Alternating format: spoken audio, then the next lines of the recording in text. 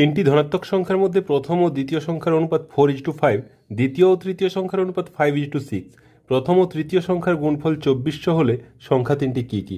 দেখো এই টাইপের যখন কোশ্চেন থাকবে আমরা কি করব? দেখো প্রথম ও দ্বিতীয় সংখ্যার অনুপাত দেওয়া আছে 4:5 আর দ্বিতীয় তৃতীয় দেওয়া আছে 5:6। দুটোতেই দ্বিতীয় সংখ্যার অনুপাত 5 রয়েছে, তাহলে আমরা ডাইরেক্ট প্রথম দ্বিতীয় এবং তৃতীয় সংখ্যার অনুপাত লিখতে পারি কত? 4:5:6। কী করে করছি না, যেহেতু দ্বিতীয়টা সমান আছে সেই জন্য আমরা এটা করতে পারছি, আর না হলে আমাদের দ পদ্ধতি ইউজ করতে হতো। এবারে দেখো প্রথম ও তৃতীয় সংখ্যার গুণফল দেওয়া আছে 2400।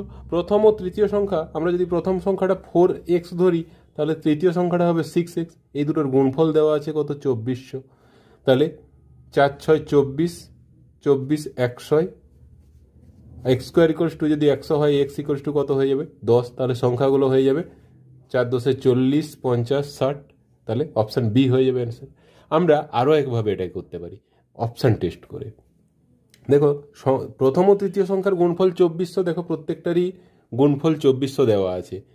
আর রেশিওটা আমরা যখন পেয়ে যাচ্ছি 4:5:6, প্রথমে দেখো প্রথম এবং দ্বিতীয় সংখ্যার অনুপাত কত? 20 40, মানে 1:2 হচ্ছে, 4:5 হচ্ছে না। এখানে 40:20, 2:1 হয়ে যাচ্ছে, এটাও হচ্ছে না। এটা 80:5 50, 80:5 হচ্ছে, এটাও হচ্ছে না।